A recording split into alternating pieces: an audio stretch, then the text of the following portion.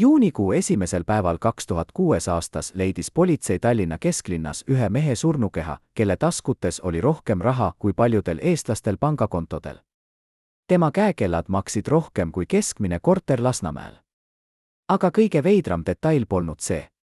Tema isiklikus seifis, mille politsei avas 3 päeva hiljem, oli kaust märgistusega, kui midagi juhtub. Selles kaustas oli 37 lehekülge nimesid, kuupäevi ja summasid. Osa nimesid olid tuntud poliitikud. Osa olid äriinimesed, keda ametlikult enam ei eksisteerinud. Ja 3 lehekülge olid täiesti tühjad, ainult paksud mustad jooned läbi teksti, nagu oleks keegi meeleheitlikult püüdnud midagi peita. Kes need inimesed olid? Miks just need leheküljed tuli hävitada?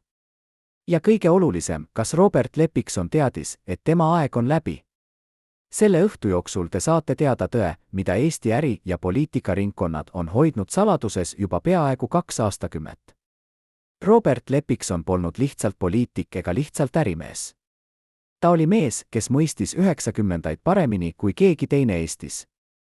Kui teised rääkisid demokraatiast ja vabadusest, siis Lepikson rääkis metallist, dollarist ja võimust. Tema kontor Tallinnas oli koht, kus otsused tehti kiiresti ja vaikides. Seal ei olnud pikki koosolekuid ega arutelusid. Seal oli Lepikson, tema telefon ja tema märkmik. Endised töötajad meenutavad, et ta kirjutas kõik olulised asjad käsitsi, mitte kunagi arvutisse, mitte kunagi sekretärile dikteerides. Ta ütles mulle kord, räägib üks tema endine abiline, kes nõustus rääkima ainult anonüümselt, et paberit saab põletada, aga digitaalsed jäljed elavad igavesti. See oli Lepikson, mees, kes mõtles alati 3 sammu ette.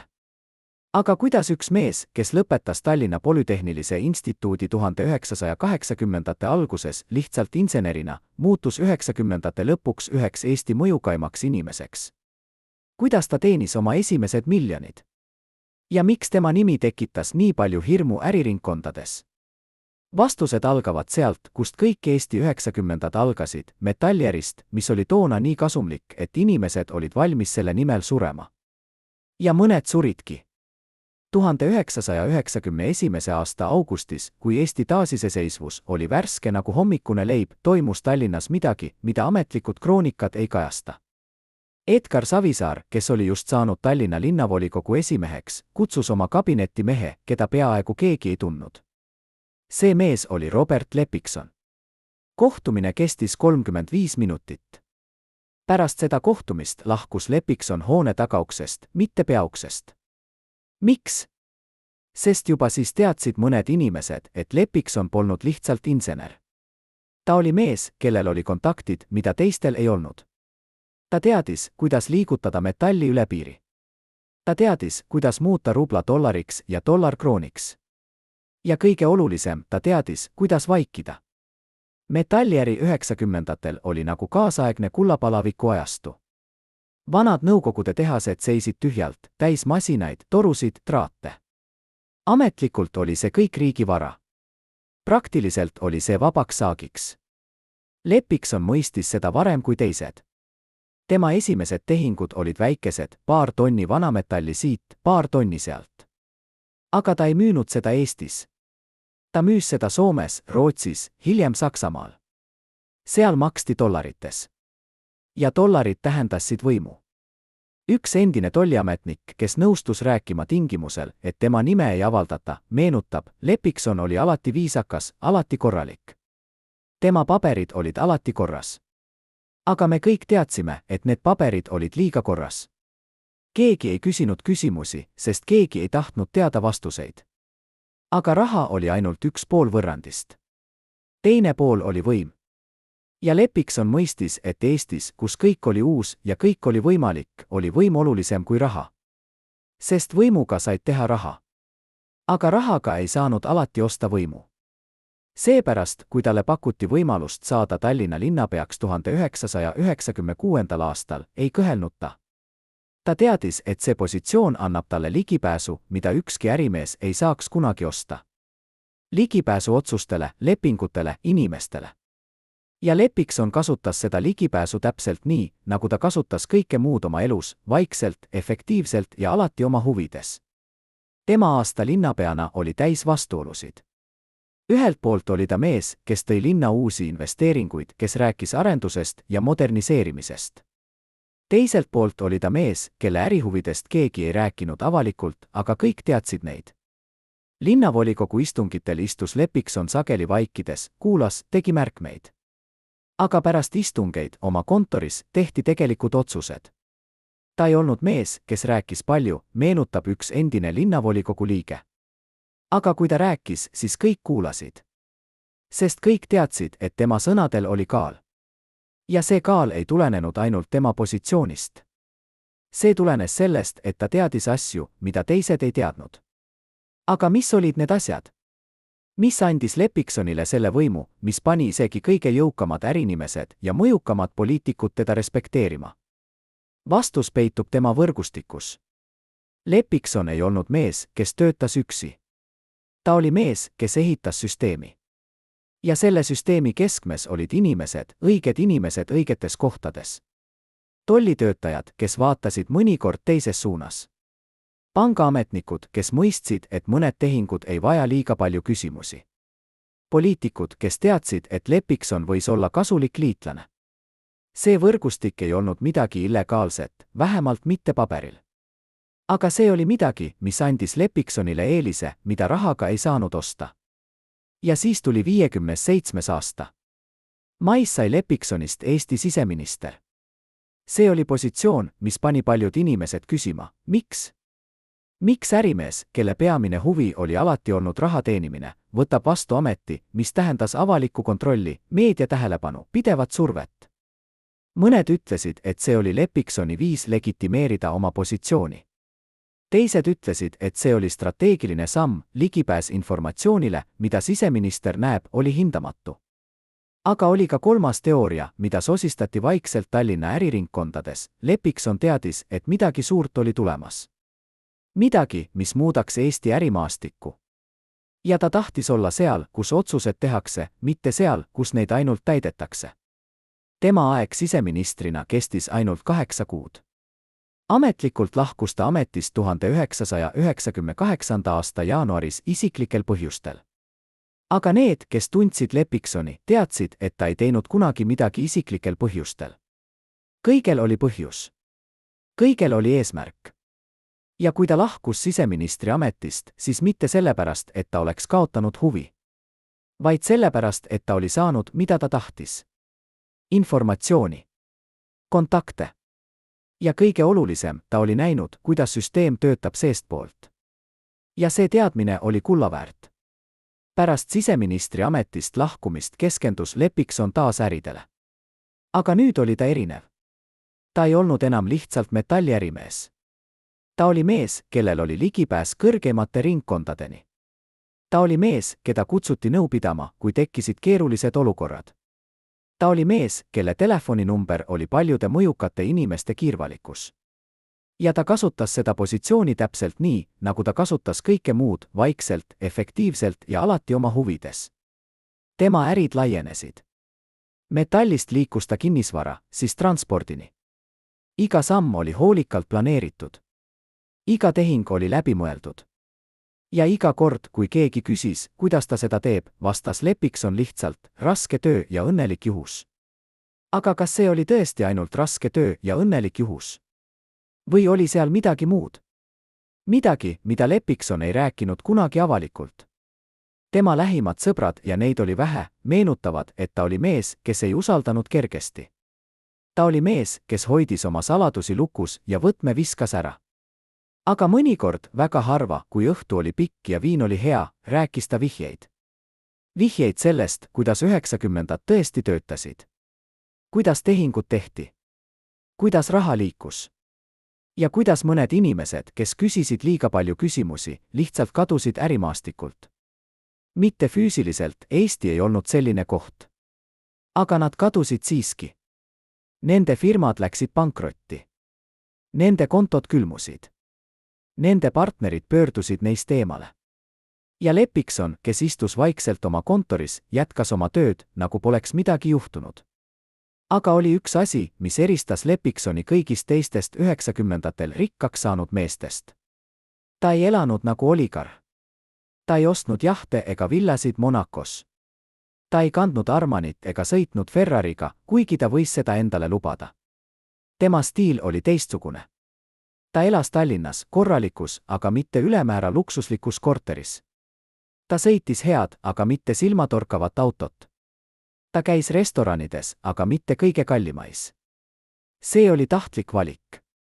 sest Lepikson mõistis midagi, mida paljud teised ei mõistnud. Eestis, kus kõik tunnevad kõiki, on nähtamatus võim. mida vähem sa paistsin silma, seda rohkem said teha. ja Lepikson tahtis teha palju. aga oli üks kirg, mida ta ei varjanud. autoralli. Lepikson armastas kiirust. ta armastas adrenaliini. ta armastas tunnet, kui auto libiseb kurvis ja sa pead tegema otsuse murdosa sekundiga, kas gaas põhja või pidur alla. see oli ainus koht, kus Lepikson lubas endale olla nähtav. rallidel oli ta tuntud kui kirglik, aga aus võistleja. ta ei ostnud võite. ta võitis neid. ja kui ta kaotas, võttis ta seda vastu naeratusega. sest ralli oli tema jaoks midagi enamat kui lihtsalt hobi. see oli metafoor. elu oli nagu ralli, sa ei tea kunagi, mis järgmise kurvi taga sind ootab. sa pead olema valmis reageerima. sa pead usaldama oma instinkte. ja sa pead teadma, millal gaas põhja ja millal pidur alla. aga mis juhtus siis, kui Lepikson sõitis oma viimase kurvi? mis juhtus siis, kui tema instinktid, mis olid teda alati hoidnud, enam ei töötanud? esimesed märgid, et midagi on valesti, ilmusid 1999. aastal. Lepikson, kes oli alati olnud energiline ja aktiivne, hakkas tunduma väsinuna. ta tühistas kohtumisi. ta jättis rallidest vahele. tema lähimad sõbrad märkasid, et midagi on muutunud. aga kui nad küsisid, vastas Lepikson alati sama: kõik on korras. lihtsalt palju tööd. aga kas see oli tõesti ainult töö? või oli seal midagi muud? midagi, mida Lepikson ei tahtnud tunnistada isegi endale. tema viimased aastad olid täis vastuolusid. ühelt poolt jätkas ta oma ärisid, jätkas poliitikas osalemist, ta oli Riigikogu liige, kuigi parteituna. teiselt poolt oli ta üha enam tagasi tõmbunud. ta veetis rohkem aega kodus. ta kohtus vähem inimestega. ja need, kes teda nägid, ütlesid, et ta nägi välja nagu mees, kes kandis rasket koormust. aga mis see koormus oli? kas see oli äriline? kas see oli poliitiline? või kas see oli midagi isiklikumat? midagi, mida Lepikson ei jaganud kellegagi. ja siis tuli 1. juuli 2006 aastas. päev, mis muutis kõike. päev, mil Robert Lepikson, mees, kes oli üles ehitanud impeeriumi metallist ja võimust, langes. ametlikult oli see südameatakk. ametlikult oli see traagiline, aga loomulik surm. aga need, kes tundsid Lepiksoni, küsisid küsimusi. miks just nüüd? miks just sel hetkel, kui ta oli alles 54-aastane? miks just siis, kui tema ärid olid õitsval järjel? ja kõige olulisem, mis oli selles kaustas märgistusega, kui midagi juhtub? mis olid need 37 lehekülge? ja miks 3 neist olid läbi kriipsutatud? Need küsimused jäävad. Need küsimused elavad. ja need küsimused ootavad vastuseid. sest Robert Lepikson oli mees, kes teadis liiga palju. ta oli mees, kes nägi liiga palju. ja ta oli mees, kes võib-olla maksis selle eest lõpliku hinna. aga enne kui me jõuame selle loo lõppu, peame mõistma algust.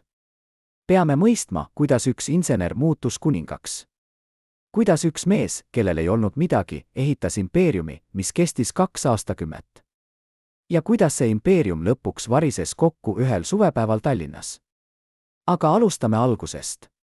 alustame ajast, mil Robert Lepikson oli lihtsalt Robert, noor insener, kes lõpetas Tallinna Polütehnilise Instituudi 1980-ndate alguses ja kel oli unistused, aga mitte veel vahendeid neid ellu viia.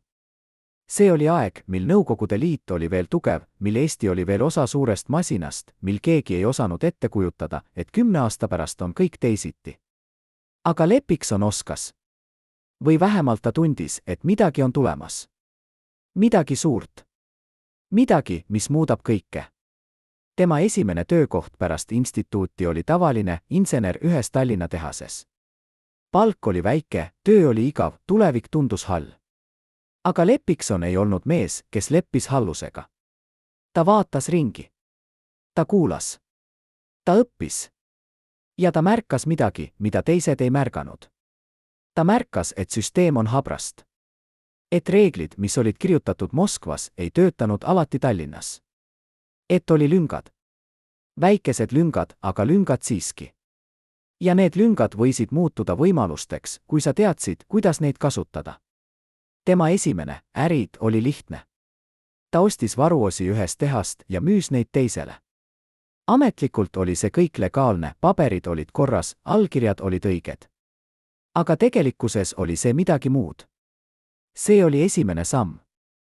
Esimene samm teel, mis viis teda metalliäri, siis poliitikasse, siis võimu. Ja iga samm õpetas talle midagi. Õpetas, kuidas süsteem töötab. Õpetas, kes on olulised inimesed. Õpetas, kuidas rääkida, kuidas kuulata, kuidas vaikida. Aga kõige olulisem õppetund tuli 80-ndatel, kui Nõukogude Liit hakkas lagunema. Lepikson nägi seda varem kui teised. Ta nägi, et vana süsteem ei pea. Ta nägi, et tuleb uus aeg. Ja ta valmistus. Kuidas? Ta ehitas kontakte. Ta kohtus inimestega, kes hakkaksid olema olulised uues Eestis. Ta õppis, kuidas töötab lääne äri. Ta õppis, kuidas töötavad pangad, kuidas töötavad lepingud, kuidas töötab rahvusvaheline kaubandus. Ja kui tuli 1991. aasta, kui Eesti taasiseseisvus, oli Lepikson valmis. Valmis nii, nagu keegi teine ei olnud. Tema esimene suur tehing toimus augustis 1991. aastal. Detailid on ebaselged, need, kes teadsid, ei räägi, ja need, kes räägivad, ei teadnud. Aga tulemus oli selge, Lepikson teenis oma esimesed tõelised suured raha. Mitte tuhandeid, vaid 10 000 dollareid.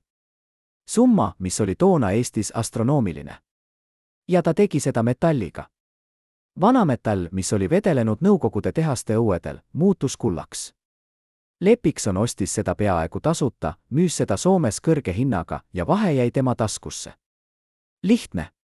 Paberil jah. Praktikas. See nõudis kontakte, julgust ja oskust navigeerida süsteemis, mis oli pooleldi vana, pooleldi uus ja täiesti kaootiline. Aga raha oli ainult algus.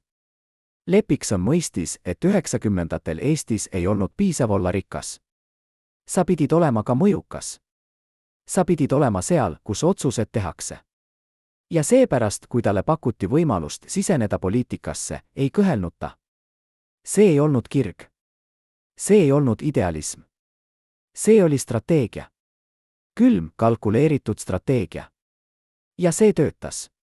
Tema tõus linnapeaks 1996. aastal oli kiire. Liiga kiire, ütlesid mõned. Aga Lepikson ei hoolinud, mida teised ütlesid.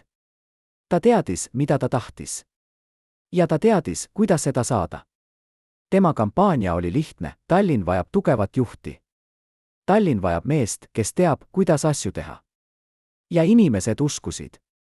Sest Lepikson ei olnud tavaline poliitik. Ta ei lubanud võimatut. Ta lubas ainult seda, mida ta teadis, et suudab täita. Ja ta täitis. Tema aasta linnapeana oli täis saavutusi. Uued investeeringud. Uued projektid. Tallinn hakkas muutuma. Aga samal ajal hakkas muutuma ka Lepikson. Ta muutus kõvemaks. Külmemaks. Need, kes töötasid temaga, meenutavad, et ta oli nõudlik, mõnikord liiga nõudlik.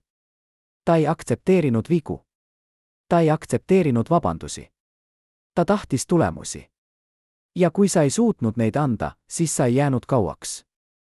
See oli Lepiksoni stiil, efektiivne, aga mitte alati sõbralik. Aga kas see tegi temast halva inimese? Või lihtsalt realistliku? Need, kes teda kaitsvad, ütlevad, et ta oli mees, kes mõistis, et 90-ndatel ei olnud aega pehmuse jaoks. Sa pidid olema tugev. Sa pidid olema kiire. Sa pidid olema valmis tegema raskeid otsuseid. Ja Lepikson oli valmis. Alati valmis. Aga kas see valmisolek maksis talle lõpuks liiga palju?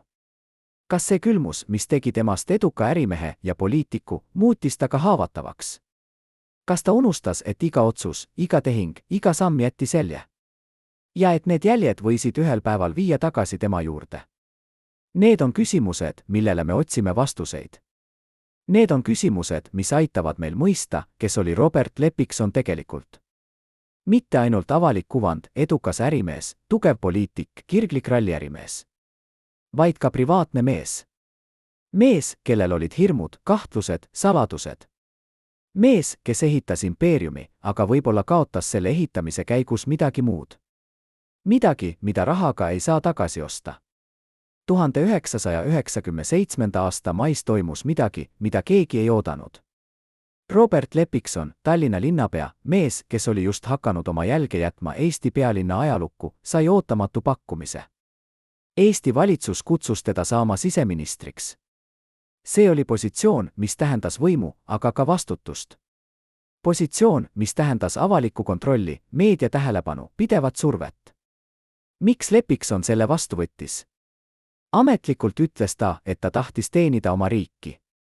Aga need, kes tundsid teda, teadsid, et seal oli midagi muud. Midagi, mida ta ei öelnud avalikult.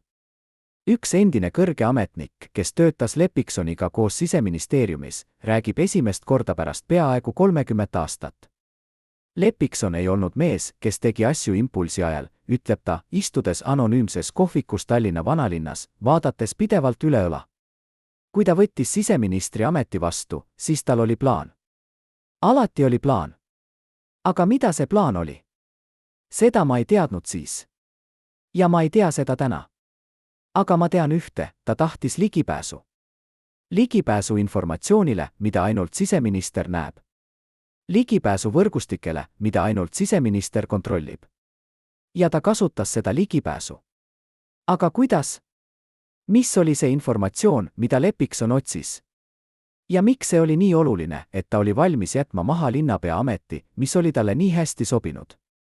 Vastused on ebaselged, aga vihjed on olemas. 90-ndatel oli Eesti ärimaastik kaootiline. Uued firmad tekkisid iga päev. Vanad firmad kadusid sama kiiresti. Raha liikus üle piiride, sageli ilma selge jäljeta. Ja keset seda kaost oli inimesi, kes teenisid miljoneid. Aga oli ka inimesi, kes kaotasid kõike. Ja vahel oli raske öelda, kumb oli kumb. Siseministrina oli Lepiksonil ligipääs politseiraportitele, luureinformatsioonile, andmetele, mida tavaline kodanik ei näinud kunagi. Ta teadis, kes on uurimise all. Ta teadis, kes on kahtlusalune. Ta teadis, millised firmad on politsei radaris. Ja kuigi ta ei saanud seda informatsiooni kasutada otseselt, see oleks olnud illegaalne, oli see teadmine ise juba võim. Sest kui sa tead, mida politsei teab, siis sa tead, kuidas käituda. Sa tead, millised tehingud on ohutud ja millised mitte. Sa tead, kellega koostööd teha ja kellest eemale hoida. Aga kas Lepikson kasutas seda informatsiooni? Otseseid tõendeid ei ole. Aga on vihjeid. On lugusid, mida räägitakse vaikselt. Lugu ühest ärimehest, kes oli Lepiksoni konkurent metalliäris ja kes sai ootamatult maksupettuse uurimise. Lugu ühest firmast, mis oli plaaninud siseneda samale turule kui Lepikson ja mis sai ootamatult probleeme litsentsidega. Kas need olid juhused? Või oli seal midagi muud? Keegi ei tea kindlalt. Aga kahtlused jäävad. Lepiksoni aeg siseministrina kestis ainult 8 kuud. 1998. aasta jaanuaris teatas ta ootamatult, et ta lahkub ametist. Ametlikult olid põhjused isiklikud. Aga mis olid need isiklikud põhjused? Lepikson ei selgitanud kunagi. Ta lihtsalt lahkus. Ja pärast lahkumist oli ta vaiksem kui kunagi varem. Ta ei andnud intervjuusid. Ta ei rääkinud oma ajast ministrina. Ta lihtsalt pöördus tagasi oma äride juurde ja jätkas, nagu poleks midagi juhtunud. Aga midagi oli juhtunud. Need, kes nägid teda pärast seda, ütlevad, et ta oli muutunud. Ta oli rohkem ettevaatlik. Rohkem suletud. Nagu oleks ta näinud midagi, mis muutis teda. Nagu oleks ta õppinud midagi, mida ta ei tahtnud õppida.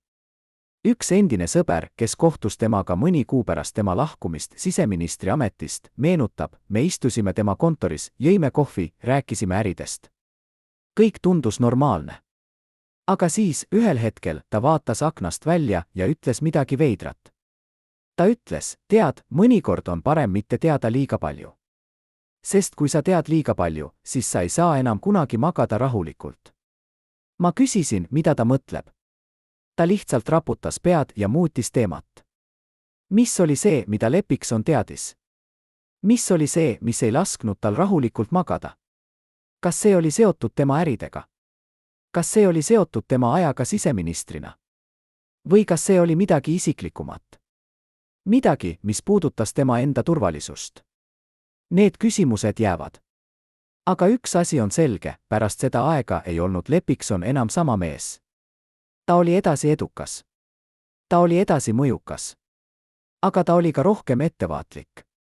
Rohkem paranoiline. Nagu oleks ta teadnud, et midagi on tulemas. Midagi, mida ta ei saanud peatada. Tema ärid jätkusid. Metalliäri oli endiselt kasumlik, kuigi konkurents oli kasvanud.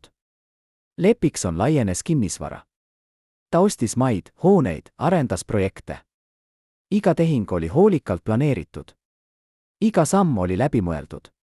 Aga samal ajal hakkas ta tegema midagi veidrat. Ta hakkas dokumenteerima. Mitte ametlikult, mitte firmade paberites ega raamatupidamises. Vaid isiklikult.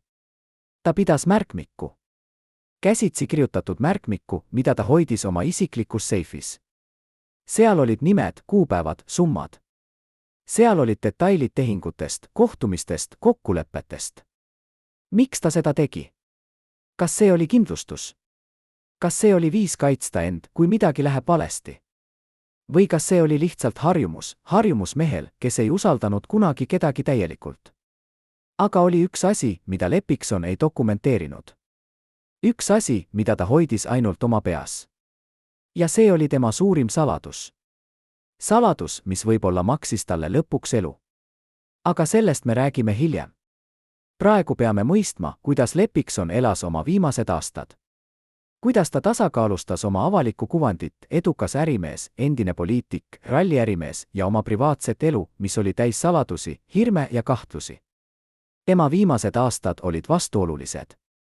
Ühelt poolt jätkas ta oma ärisid, osales poliitikas, ta oli Riigikogu liige, kuigi parteituna. Ta käis rallidel, kohtus sõpradega, elas näiliselt normaalset elu. Aga teiselt poolt oli ta üha enam tagasi tõmbunud. Ta veetis rohkem aega kodus. Ta tühistas kohtumisi. Ta oli väsinud. Ja need, kes teda nägid, ütlesid, et midagi oli valesti. Aga kui nad küsisid, vastas Lepikson alati sama, kõik on korras. Lihtsalt palju tööd. Aga kas see oli tõesti ainult töö? Või oli seal midagi muud? Midagi, mida Lepikson ei tahtnud tunnistada isegi endale. Tema lähedased, ja neid oli vähe, märkasid muutusi. Ta oli rohkem ärrituv. Rohkem kahtlustav. Ta kontrollis pidevalt oma telefoni, oma e-maile, oma dokumente. Nagu oleks ta oodanud midagi. Midagi halba. Üks endine äripartner meenutab, viimane kord, kui ma teda nägin, oli paar kuud enne tema surma. Me kohtusime tema kontoris. Ta oli närviline. Ta vaatas pidevalt kella. Ta kontrollis pidevalt telefoni. Ma küsisin, kas kõik on korras. Ta ütles jah, aga ma nägin tema silmist, et ei ole. Midagi oli valesti. Aga ma ei teadnud, mis.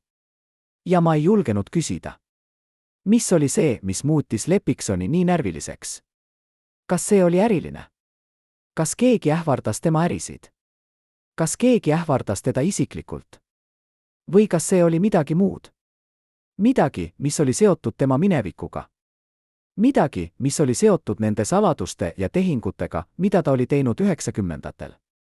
Need küsimused jäävad. Aga üks asi on selge, Lepikson teadis, et midagi on tulemas. Ta tundis seda. Ja ta valmistus. Kuidas ta valmistus? Ta koostas selle kausta.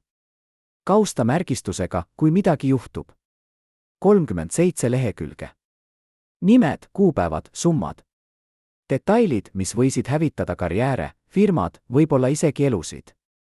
Aga miks ta seda tegi? Kas see oli kindlustus? Kas see oli viis kaitsta end?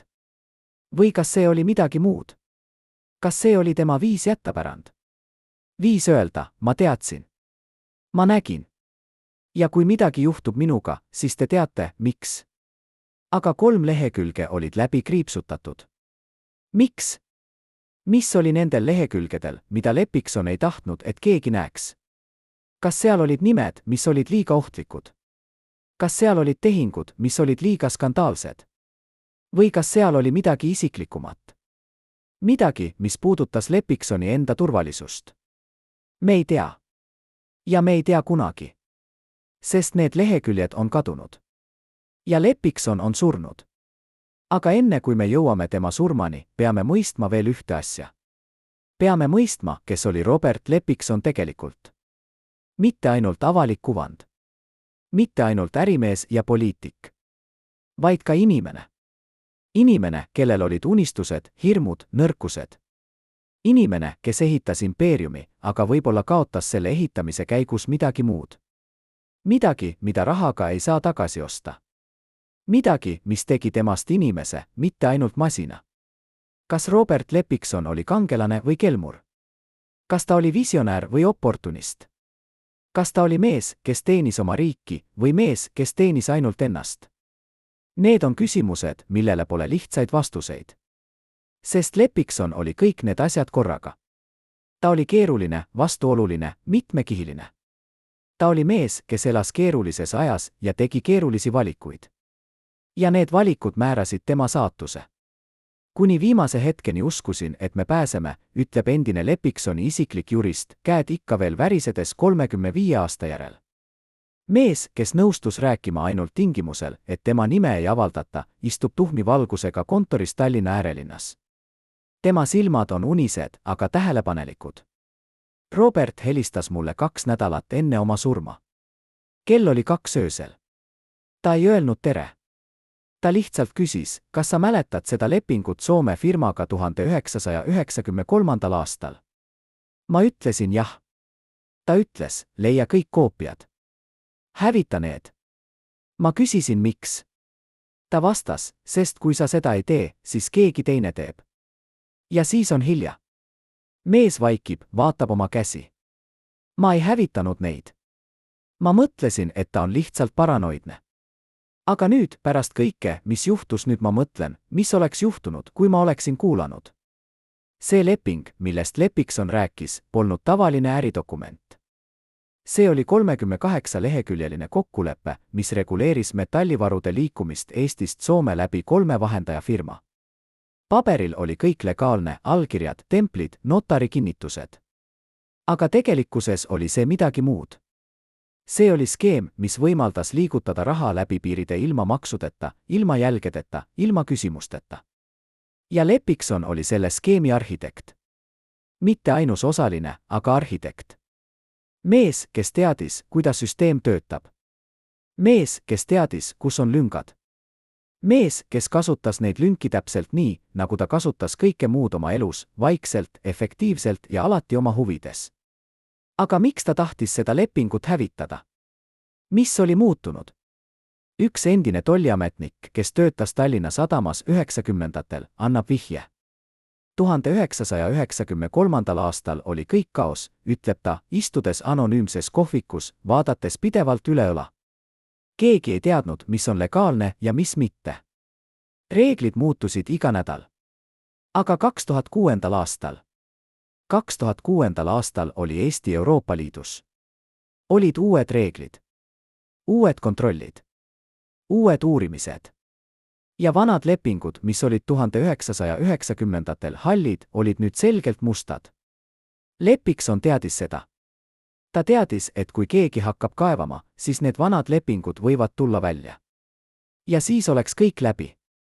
Aga kes oleks hakanud kaevama? Kes oleks olnud huvitatud Lepiksoni vanadest tehingutest? Vastus on keeruline, aga vihjed on olemas. 1999. aastal, kui Lepikson oli Riigikogu liige, tekkis tal konflikt ühe teise ärimehega. Mehe nimi on teada, aga juriidiliste põhjuste tõttu me ei saa seda avaldada. Piisab öelda, et see mees oli samuti rikas, samuti mõjukas, samuti seotud metalliäriga. Ja ta oli Lepiksoni konkurent. Konflikt algas väikesest, vaidlus ühe lepingu üle, vaidlus ühe tarne üle. Aga see kasvas. Kasvas kiiresti. Ja varsti ei olnud see enam ainult äriline. See oli isiklik. Leppiksoni lähedased meenutavad, et ta rääkis sellest mehest harva, aga kui ta rääkis, oli tema hääles midagi, mida nad ei olnud kunagi varem kuulnud. Hirmu. Mitte hirmu füüsilise vägivalla ees, Leppikson ei kartnud seda. Vaid hirmu millegi muu ees. Hirmu, et see mees teab midagi. Midagi, mida ta võiks kasutada. Midagi, mis võiks hävitada kõike, mida Leppikson oli üles ehitanud. Robert oli alati kontrollitud, ütleb üks endine sõber. Aga kui see nimi mainiti, muutus ta. Ta muutus vaikseks. Ta muutus pinguliseks. Nagu oleks ta oodanud, et midagi juhtub. Midagi halba. Mis oli see, mida see mees teadis? Kas see oli seotud nende vanade lepingutega? Kas see oli seotud Leppiksoni ajaga siseministrina? Või kas see oli midagi muud? Midagi, mis oli veelgi ohtlikum. Üks endine Securitati ohvitser, jah, isegi Eestis olid inimesed, kes olid seotud vana süsteemiga, annab vihje. 90ndatel oli palju asju, mis jäid dokumenteerimata, ütleb ta, rääkides esimest korda pärast 30 aastat. Palju tehinguid, palju kokkuleppeid, palju kompromisse. Leppikson oli tark mees. Ta teadis, kuidas mängida mängu. Aga iga mäng jätab jäljed. Ja need jäljed võivad ühel päeval sind tabada. Aga millised olid need jäljed? Millised olid need kompromissid? Üks lugu, mida räägitakse vaikselt Tallinna äriringkondades, annab aimu. 1994. aastal oli Leppiksonil probleem. Üks tema suuremaid tarneid, mitu tonni vanametalli, oli kinni peetud Soome piiril. Ametlikud põhjused olid tehnilised, paberid ei olnud korras, load ei olnud täielikud. Aga tegelikud põhjused olid teised. Keegi oli annetanud. Keegi oli öelnud Soome tolliametnikele, et nad peaksid seda tarnet kontrollima. Ja kui nad kontrollisid, leidsid nad ebakõlasid. Mitte midagi suurt, aga piisavalt, et tarne kinni pidada. Leppikson oli meeleheitel. See tarne oli väärt kümneid tuhandeid dollareid. Kui see ei jõuaks kohale, kaotaks ta mitte ainult raha, vaid ka maine. Ja 90ndatel oli maine kõik. Aga siis juhtus midagi. 2 päeva pärast tarne kinnipidamist helistati Soome tolliametnikele Tallinnast. Kõne tuli kõrgelt tasemelt, väga kõrgelt tasemelt. Ja pärast seda kõnet vabastati tarne. Paberid olid äkki korras. Load olid äkki täielikud. Kõik oli korras. Aga kes helistas? Ja mida öeldi selles kõnes? Leppikson ei rääkinud sellest kunagi. Aga need, kes tundsid teda, teadsid, et see oli hetk, mil ta mõistis midagi olulist. Võim ei ole ainult raha. Võim on ka kontaktid. Kontaktid õigetes kohtades. Kontaktid, mis võivad sind päästa, kui kõik muu ebaõnnestub. Aga need kontaktid tulid hinnaga. Alati tulid hinnaga. Ja Leppikson maksis selle hinna. Kuidas? Me ei tea täpselt. Aga vihjed on olemas. Vihjed sellest, et ta tegi teeneid. Väikeseid teeneid, aga teeneid siiski. Informatsioon siit, soovitus seal, vaikimise koht 3. kohas. Mitte midagi illegaalset, vähemalt mitte paberil. Aga midagi, mis sidus teda. Midagi, mis tegi temast osa süsteemist. Süsteemist, mis oli suurem kui tema. Süsteemist, millest ei saanud lihtsalt välja astuda. Ja see süsteem hakkas teda lõpuks kinni hoidma. Hakkas teda lämmatama. Tema viimased aastad olid täis pingeid. Pingeid äris, pingeid poliitikas, pingeid isiklikus elus. Ta oli rikas, väga rikas. Tema varad olid hinnanguliselt mitme miljoni dollari väärtuses. Aga raha ei toonud rahu. Raha tõi ainult rohkem probleeme. Rohkem vastutust. Rohkem hirme. Sest mida rohkem sul on, seda rohkem sul on kaotada. Ja Leppikson teadis, et tal on palju kaotada. Tema tervis hakkas halvenema. Esimesed märgid ilmusid juba 1999. aastal. Väsimus. Peavalud. Südame kloppimine. Ta käis arstide juures, aga arstid ei leidnud midagi konkreetset. Stress, ütlesid nad. Te peate puhkama. Aga Leppikson ei saanud puhata. Ta ei osanud puhata. Ta oli mees, kes oli harjunud olema pidevalt liikumises, pidevalt tegutsemas, pidevalt kontrollimas. Ja kui ta peatus, tundis ta, et kõik kukub kokku. Aga oli veel midagi. Midagi, mida arstid ei näinud. Midagi, mida Lepikson ei rääkinud kellelegi. Üks endine perearst, kes töötas Tallinna erakliinikuis, annab vihje. 1999. aastal tuli minu juurde üks patsient, ütleb ta, rääkides anonüümselt. Ta ei öelnud oma nime. Ta maksis sularahas. Ta küsis, kas ma saan teha täielikku tervisekontrolli ilma, et see läheks kuhugi registrisse. Ma ütlesin, et see on ebatavaline, aga võimalik. Me tegime kontrolli. Ja me leidsime midagi. Midagi, mis oli murettekitav. Ma soovitasin täiendavaid uuringuid. Aga patsient keeldus. Ta ütles, et ta mõtleb. Ja siis ta lahkus. Ma ei näinud teda enam kunagi. Kas see patsient oli Lepikson? Arst ei kinnita ega lükka ümber. Aga ajastus sobib. Ja sümptomid sobivad. Ja kui see oli Lepikson, siis see tähendab, et ta teadis. Ta teadis, et midagi on valesti. Ta teadis, et tema aeg võib olla piiratud. Ja ta valmistus. Valmistus nii, nagu ta valmistus kõigeks muuks oma elus, vaikselt, metoodiliselt, ilma et keegi teaks. Aga kuidas sa valmistud surma? Kuidas sa valmistud hetkeks, mil kõik, mida sa oled üles ehitanud, võib kaduda? Lepikson tegi seda ainsana viisil, mida ta teadis, ta dokumenteeris. Ta kirjutas. Ta kogus. Tema isiklik seif, mille politsei avas 3 päeva pärast tema surma, oli täis dokumente. Lepingud, kirjad, märkmikud. Aga kõige olulisem oli see kaust. Kaust märgistusega, kui midagi juhtub. 37 lehekülge. 3 neist läbi kriipsutatud. Mis oli nendel lehekülgedel?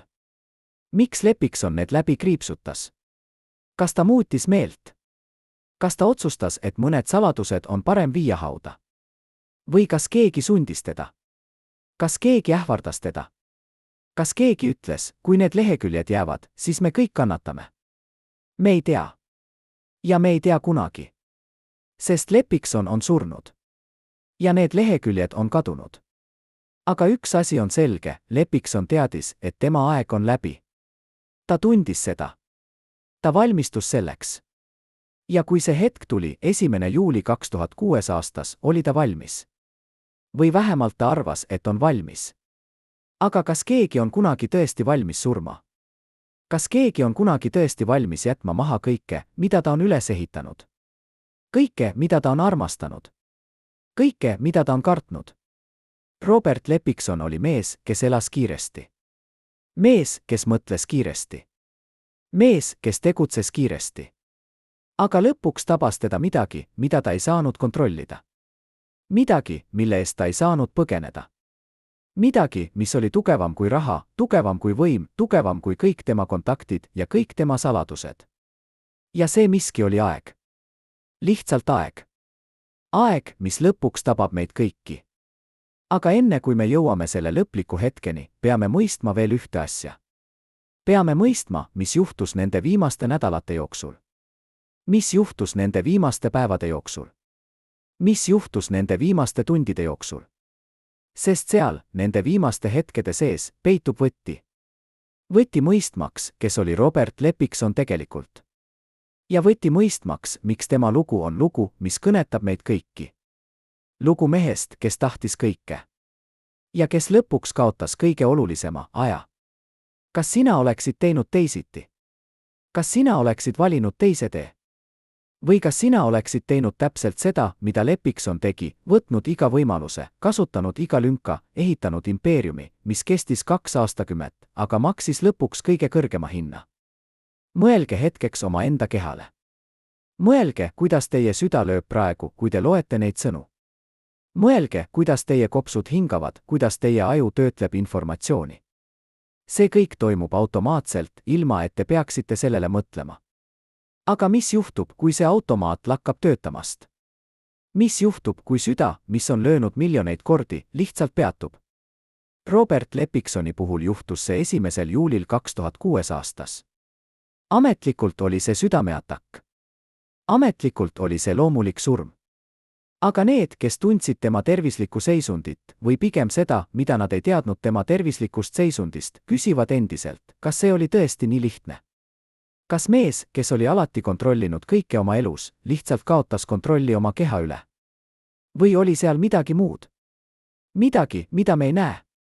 Midagi, mida me ei tea. Üks endine meditsiinitöötaja, kes töötas Tallinna haiglates 90ndatel ja 2000ndatel, räägib esimest korda. Südameatakk on diagnoos, mida kasutatakse sageli, kui täpset põhjust ei teata, ütleb ta, istudes anonüümses ruumis, kus valgus on tuhm ja õhk on raske. See ei tähenda, et see on vale diagnoos. See lihtsalt tähendab, et see on mugav diagnoos. Eriti kui patsient on surnud ja keegi ei küsi liiga palju küsimusi. Eriti kui patsient on mõjukas inimene ja keegi ei taha skandaali. Ta vaikib, vaatab oma käsi. Ma ei ütle, et Leppiksoni puhul oli midagi kahtlast. Ma lihtsalt ütlen, et mõnikord me ei tea kõike. Ja mõnikord me ei taha teada. Aga mis oleks võinud olla see, et midagi muud? Üks teooria, mida sosistati vaikselt Tallinna äriringkondades, oli mürgitus. Mitte dramaatiline, mitte äkki, vaid aeglane. Mürgitus, mis võtab aega. Mürgitus, mis näeb välja nagu loomulik haigus. Mürgitus, mida on peaaegu võimatu tuvastada, kui sa ei tea täpselt, mida otsida. Kas see on võimalik?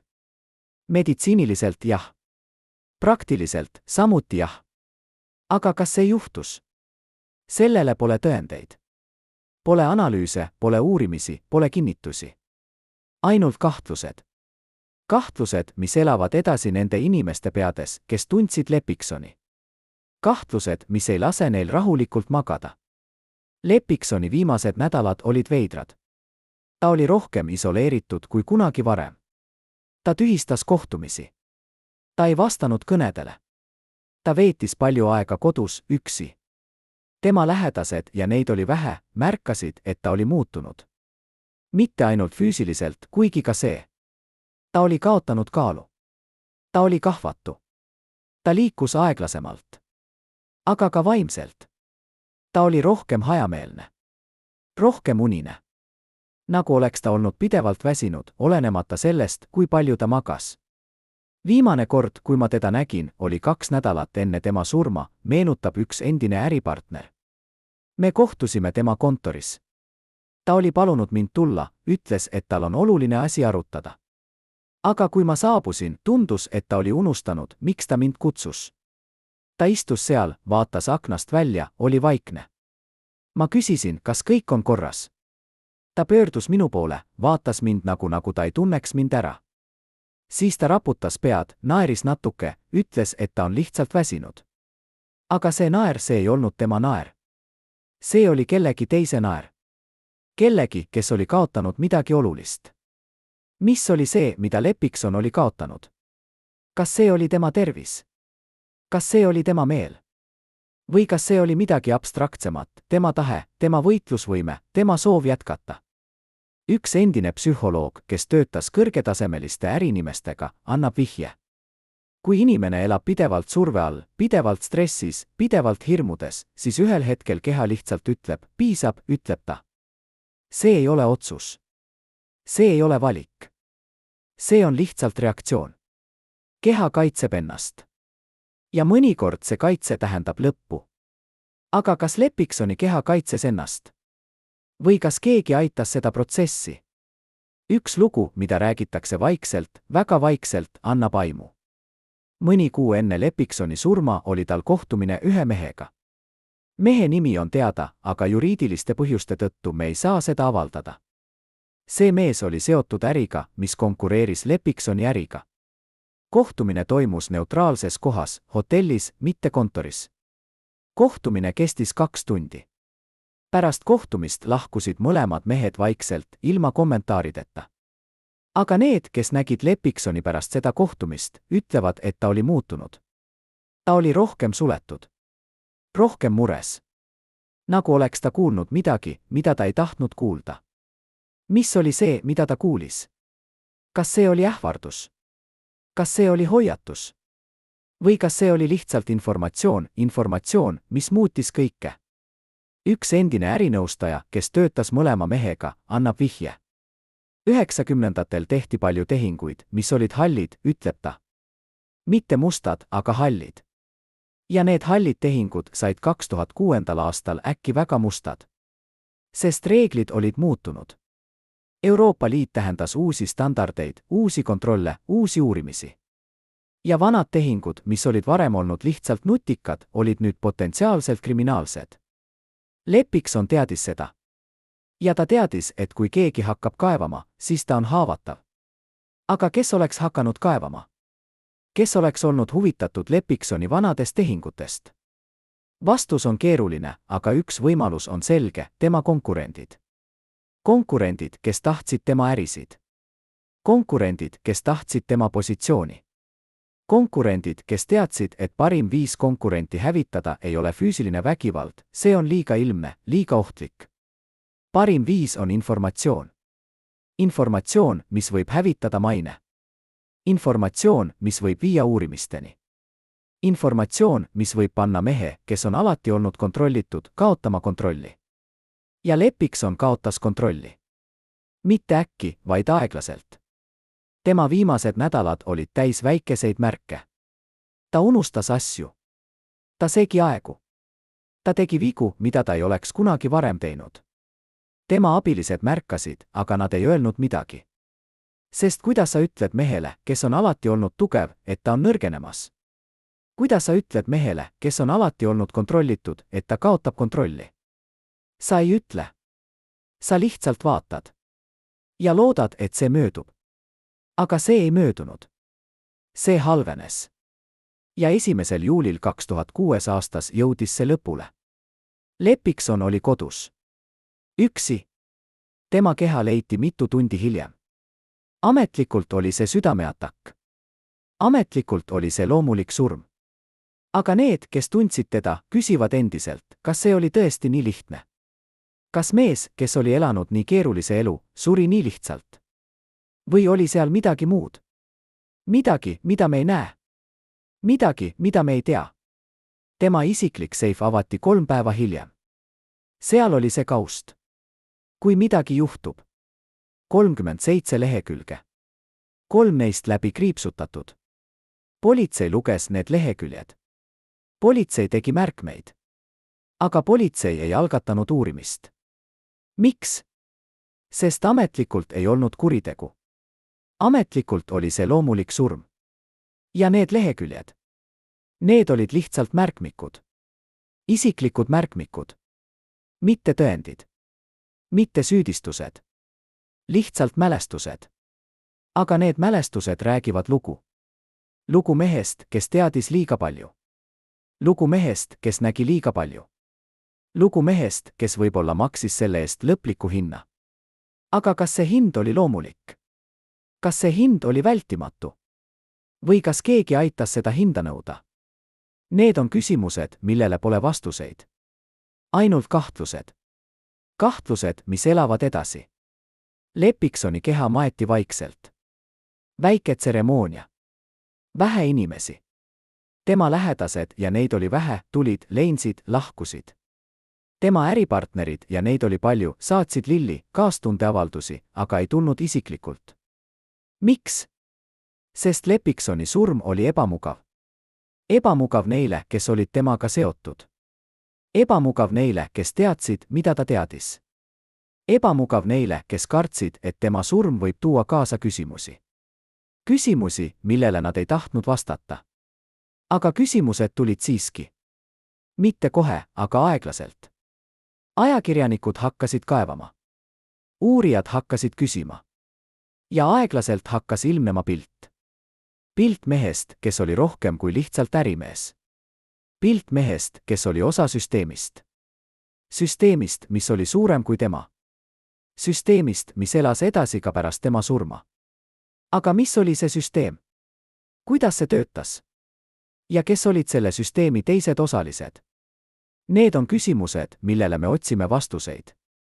Need on küsimused, mis aitavad meil mõista mitte ainult Lepiksoni, vaid ka aega, milles ta elas. Aega, mil Eesti muutus. Aega, mil vanad reeglid kadusid ja uued reeglid ei olnud veel selged. Aega, mil võimalused olid piiramatud, aga ka ohud olid reaalsed. Robert Lepikson elas selles ajas. Ta õitses selles ajas. Ja ta suri selles ajas. Aga tema pärand elab edasi. Pärand, mis on täis vastuolusid. Pärand, mis on täis küsimusi. Pärand, mis sunnib meid küsima, mis on edu? Mis on võim? Ja mis on hind, mida me oleme valmis maksma nende eest? Kas sina oleksid valmis maksma seda hinda? Kas sina oleksid valmis elama nii, nagu Lepikson elas, pidevalt surve all, pidevalt hirmudes, pidevalt kontrollides? Või kas sina oleksid valinud teise tee? Rahulikuma tee. Turvalisema tee. Aga kas see tee oleks viinud sind sinna, kuhu Lepikson jõudis? Või kas see tee oleks jätnud sind kuhugi mujale, kuhugi, kus sa oleksid olnud vähem rikas, vähem mõjukas, aga võib-olla õnnelikum? Kujutage ette, et olete üks 12 inimesest, kes teadsid kõike Robert Lepiksoni kohta, iga ärisaladust, iga varjatud lepingut, iga tunnelit, mis viis tema kontoritest välja. Nüüd kujutage ette, et peate valima, kas jääte lojaalseks või päästate oma elu. 1. juulil 2006 aastas tegid need inimesed valiku, mis muutis Eesti ärimaastikku igaveseks. Aga mis sundis neid oma ülemust maha jätma? Mis pani nad vaikima ka pärast tema surma? Ja kõige olulisem, mida nad teadsid, mida meie ei tea siiani. See ring, 12 inimest, keda Lepikson usaldas rohkem kui kedagi teist, ei olnud tavaline ärinõukogu. See oli midagi muud. Midagi salapärasemat. Midagi ohtlikumat. Nad kohtusid kord kuus, alati erinevates kohtades. Mitte kunagi samas ruumis 2 korda järjest. Mitte kunagi protokollidega. Mitte kunagi tunnistajatega. Üks endine liige, kes nõustus rääkima ainult tingimusel, et tema isik jääb igaveseks varjatuks, kirjeldab neid kohtumisi kui rituaale, kus iga sõna kaalus rohkem kui ükski leping. Esimene reegel oli lihtne, ütleb ta, istudes pimedas toas, kus ainult üks lamp põleb. Mida seal räägiti, jäi sinna. Teine reegel oli veelgi lihtsam, kui sa lahkud ringist, lahkud sa igaveseks. Mitte ainult ärist, vaid kõigest. Ta vaikib, vaatab oma käsi, mis värisevad vaatamata sellele, et õhk on soe. Robert ei öelnud seda kunagi välja. Ta ei pidanud. Me kõik mõistsime. Me kõik nägime, mis juhtus nendega, kes küsisid liiga palju küsimusi või rääkisid liiga palju. Aga mis juhtus nendega? Üks lugu, mida sosistati Tallinna äriringkondades 1996. aastal, annab aimu. Üks mees, nimetagem teda lihtsalt A, oli osa sellest ringist. Ta oli Lepiksoni usaldusisik, tema nõuandja metalljäris, tema silmad ja kõrvad Soome turgudel. Aga siis, ühel päeval, A kadus. Mitte füüsiliselt, ta elas edasi, kõndis Tallinna tänavatel, käis restoranides. Aga äriliselt ta kadus. Tema firmad läksid pankrotti 1 kuu jooksul. Tema pangakontod külmusid. Tema partnerid pöördusid temast eemale. Ja kui keegi küsis, mis juhtus, vastas alati sama, lihtsalt halb õnn. Aga kas see oli tõesti ainult halb õnn? Või oli seal midagi muud? Üks endine pangaametnik, kes töötas ühes Tallinna suuremas pangas 90-ndatel, annab vihje. Mõnikord saime kõnesid, ütleb ta, rääkides anonüümselt. Kõnesid, mis ei tulnud ametlikest kanalites. Kõnesid, mis ütlesid lihtsalt, see konto vajab tähelepanu. Me ei küsinud, miks. Me lihtsalt tegime, mida meilt paluti. Sest me teadsime, et need kõned tulid inimestelt, kellega ei ole mõtet vaielda. Kas Lepikson tegi selliseid kõnesid? Otseseid tõendeid ei ole. Aga vihjed on olemas. Vihjed sellest, et tema võim ei tulenenud ainult rahast ega ainult positsioonist. See tulenes millestki muust. Millestki, mida ei saa osta ega müüa. Millestki, mis oli ehitatud aastate jooksul, kontakt kontakti haaval, teene haaval, saladus saladuse haaval. Ja see miski oli hirm. Mitte füüsiline hirm, Eesti ei olnud selline koht. Vaid hirm millegi muu ees. Hirm kaotada kõik. Hirm, et üks vale samm, üks vale sõna, üks vale otsus võib tähendada lõppu. Ja see hirm hoidis seda ringi koos. Hoidis neid 12 inimest lojaalsena. Hoidis neid vaikimas isegi siis, kui nad teadsid asju, mis oleksid võinud muuta kõike. Aga mis olid need asjad? Mis olid need saladused, mida nad kandsid? Üks endine liige annab vihje.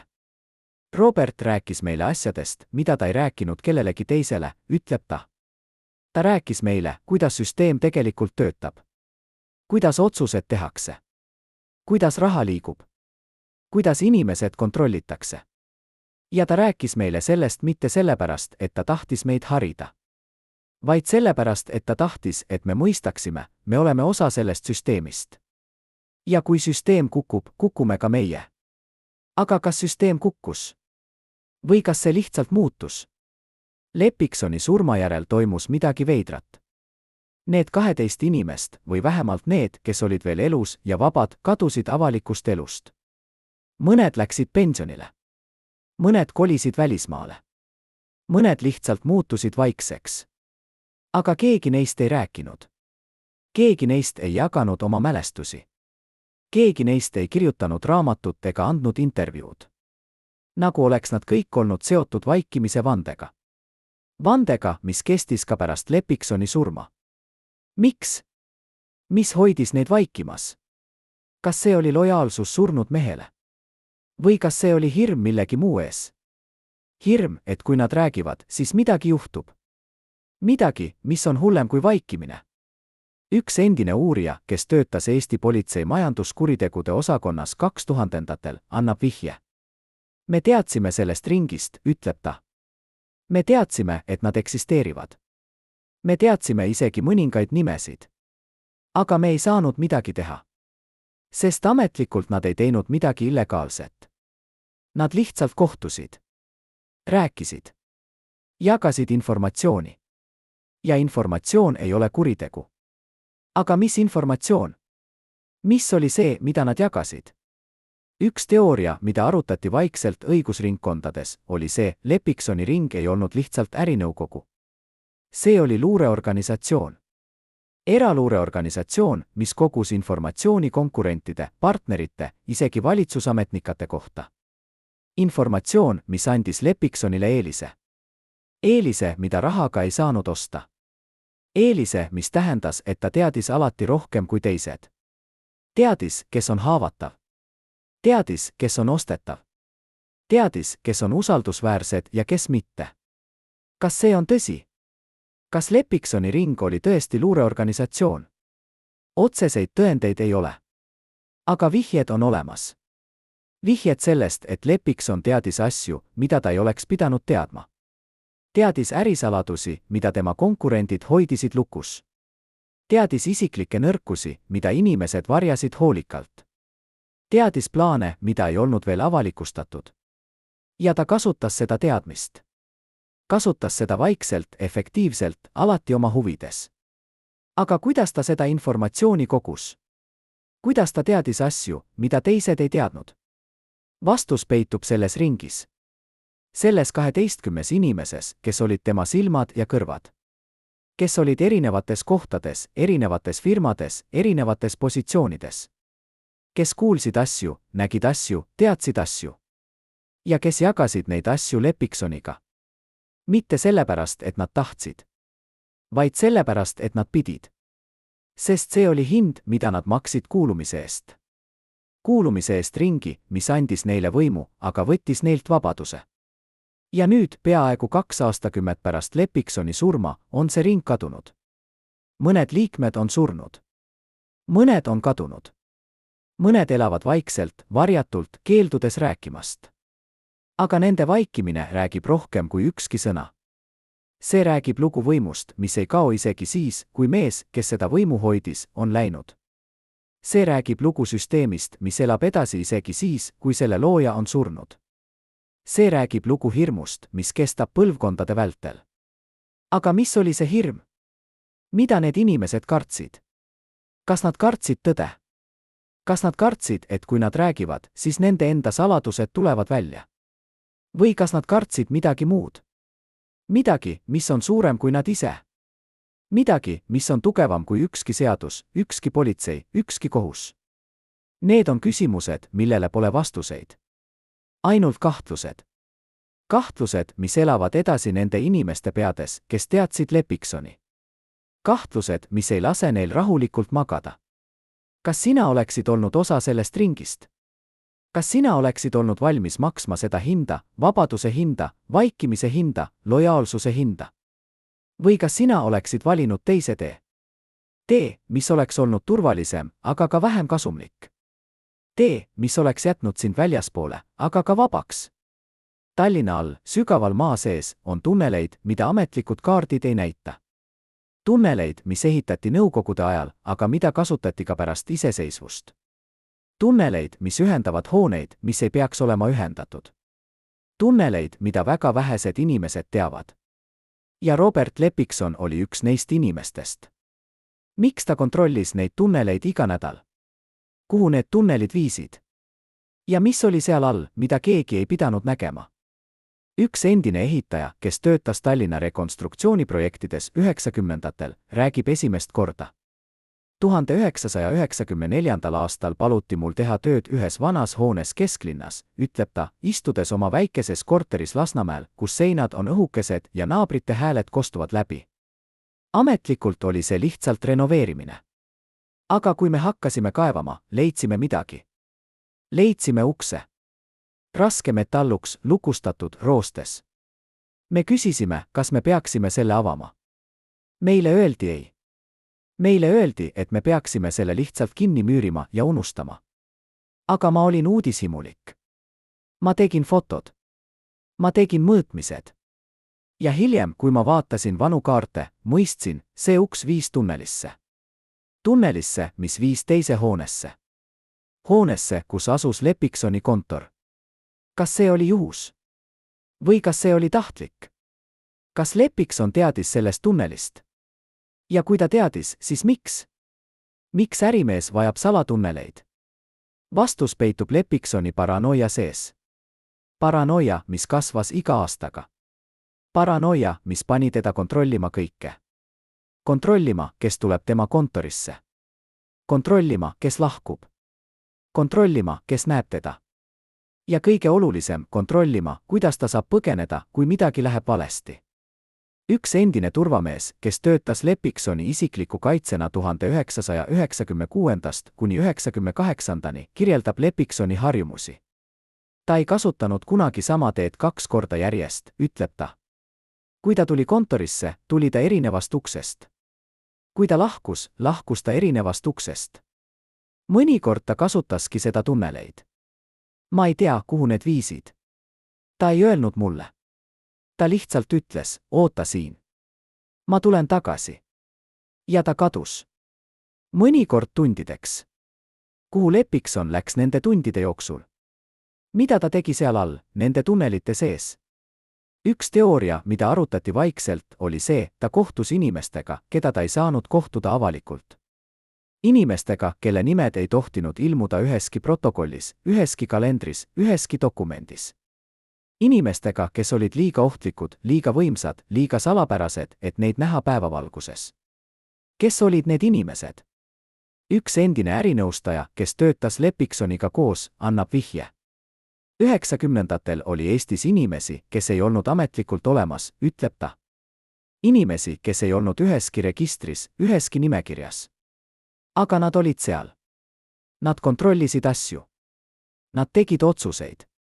Ja kui sa tahtsid midagi suurt teha, pidid sa nendega rääkima.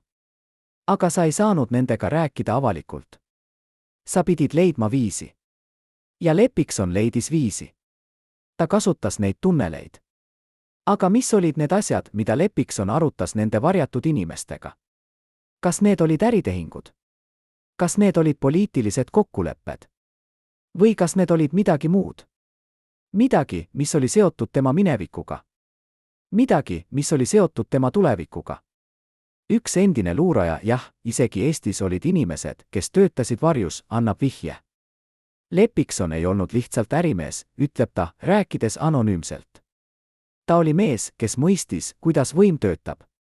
Ja võim ei tööta ainult raha kaudu. Võim töötab informatsiooni kaudu. Informatsiooni, mida teised ei tea. Informatsiooni, mida sa saad kasutada. Ja Lepikson kogus seda informatsiooni.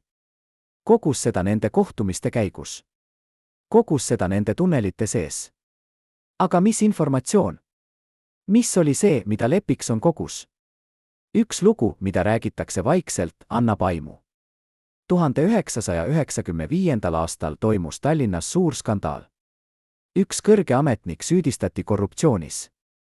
Süüdistused olid tõsised: altkäemaks, dokumentide võltsimine, riigi varavargus. Ametnik eitas kõike. Aga siis ühel päeval ilmusid välja dokumendid. Dokumendid, mis tõestasid süüdistusi. Dokumendid, mida ei oleks pidanud olemas olema.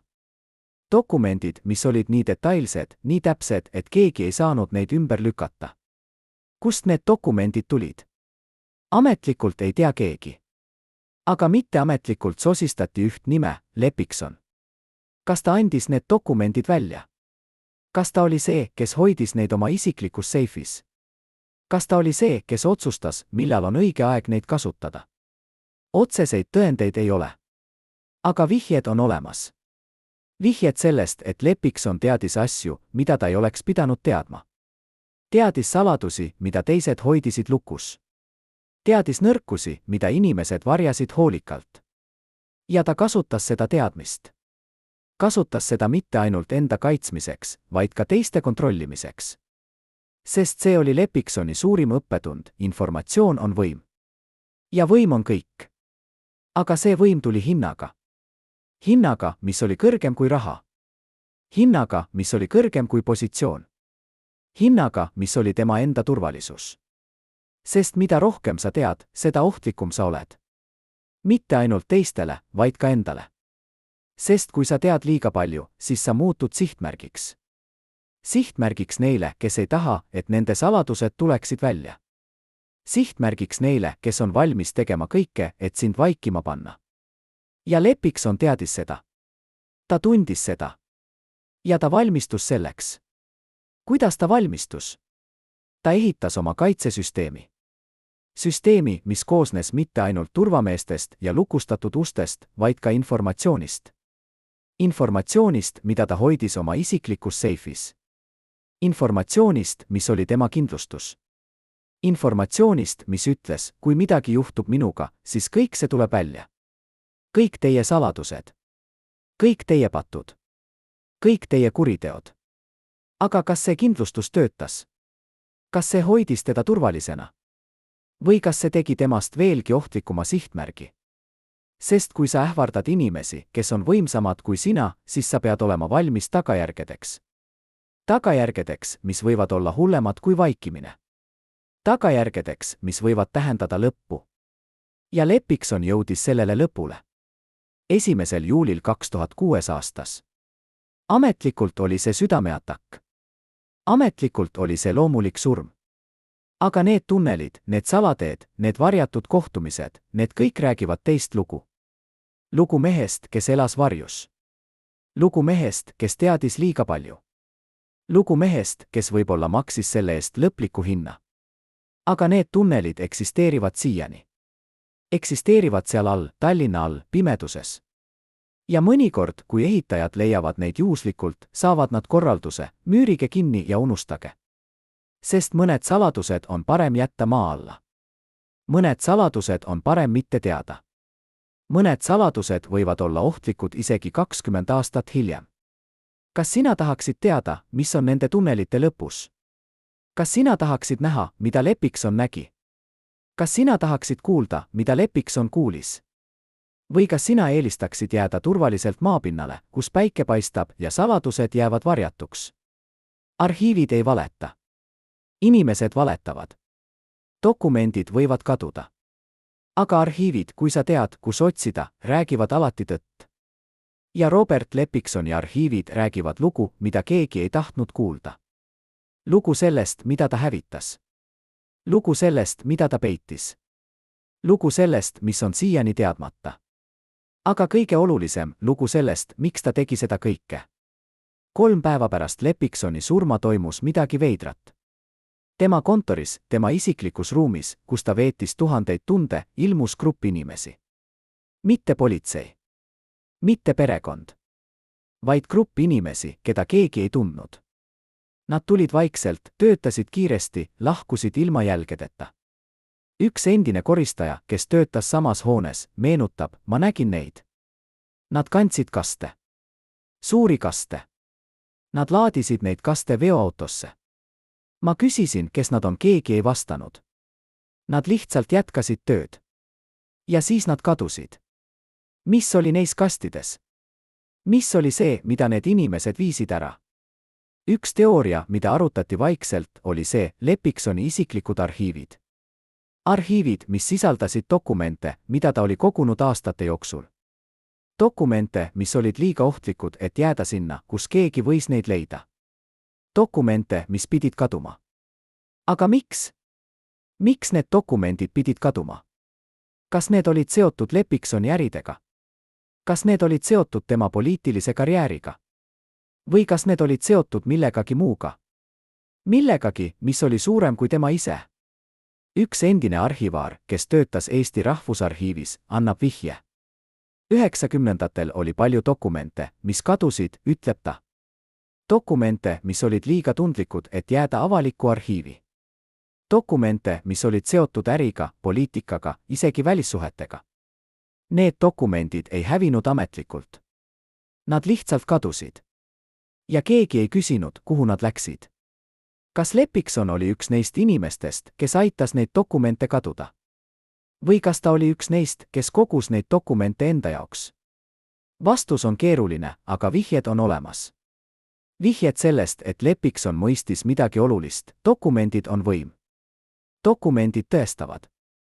Dokumendid süüdistavad. Dokumendid kaitsevad. Ja kui sa kontrollid dokumente, siis sa kontrollid tõde. Aga millist tõde Leppikson kontrollis? Üks lugu, mida räägitakse vaikselt, annab aimu.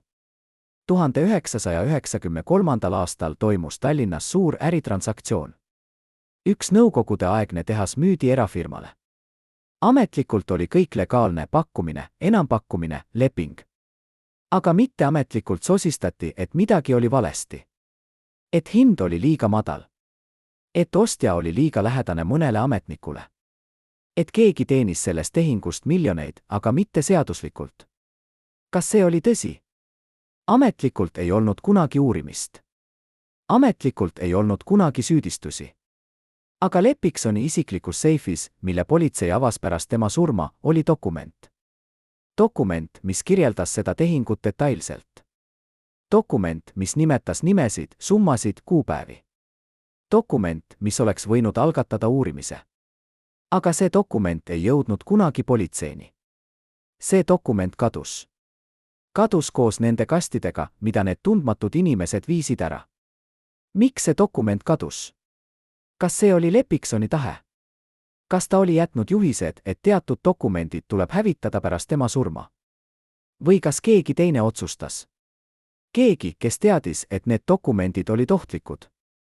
Keegi, kes tahtis kaitsta ennast. Või keegi, kes tahtis kaitsta teisi. Üks endine jurist, kes töötas Leppiksoniga koos, annab vihje. Robert oli alati ettevaatlik, ütleb ta. Ta ei usaldanud kedagi täielikult. Isegi mitte ennast. Ta ütles mulle kord, parim viis kaitsta saladust on hävitada tõend. Ma küsisin, mida ta mõtleb. Ta ütles, kui tõendit ei ole, siis ei ole ka süüdistust. Ja kui ei ole süüdistust, siis ei ole ka karistust. See oli tema filosoofia. Ja ta elas selle järgi. Aga kas ta hävitas kõik tõendid? Või kas ta jättis mõned alles? Mõned, mis olid tema kindlustus. Mõned, mis olid tema viis öelda, ma tean. Ja kui midagi juhtub minuga, siis kõik saavad teada. Vastus peitub selles kaustas. Kaustas märgistusega, kui midagi juhtub. 37 lehekülge. 3 neist läbi kriipsutatud.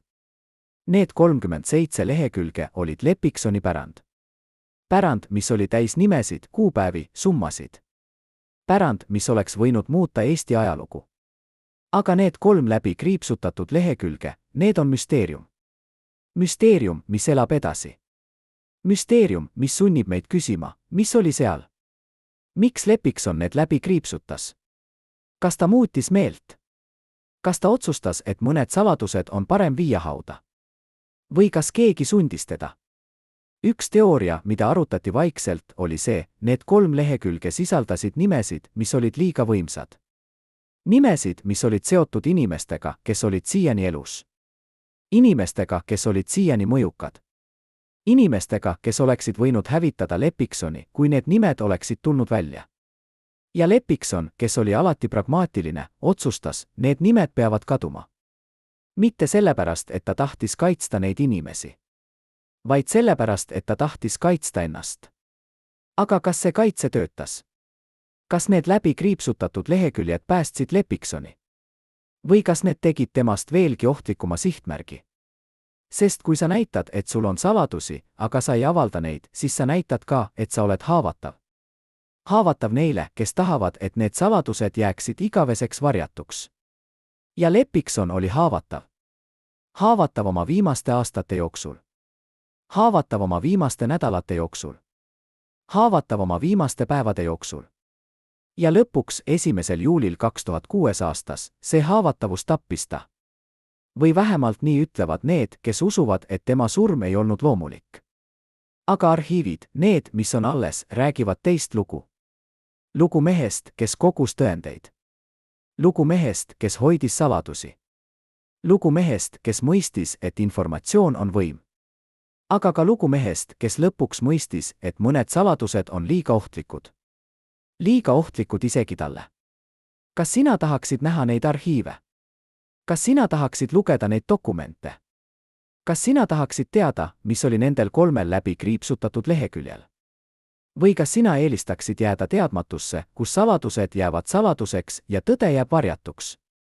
Esimest korda pärast 35 aasta möödumist nõustub rääkima mees, kes oli vastutav Robert Leppiksoni isikliku turvalisuse eest tema viimastel elukuudel.